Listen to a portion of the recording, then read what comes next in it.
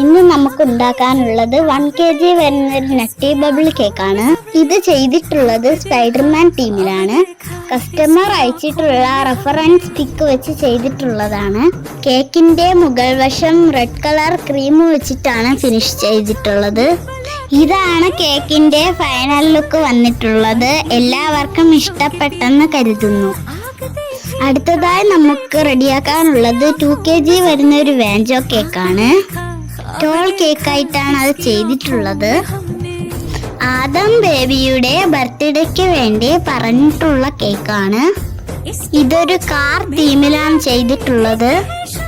ബേബിയുടെ ഡ്രസ്സിന്റെ colour maroon colour വെച്ചിട്ടാണ് ഇത് ചെയ്തിട്ടുള്ളത്. ഇതാണ് ഈ കേക്കിന്റെ ഫൈനൽ ലുക്ക് വന്നിട്ടുള്ളത്. എല്ലാവർക്കും ഈ 2 കേക്കും ഇഷ്ടപ്പെട്ടിട്ടുണ്ടെങ്കിൽ സപ്പോർട്ട് ചെയ്യണേ.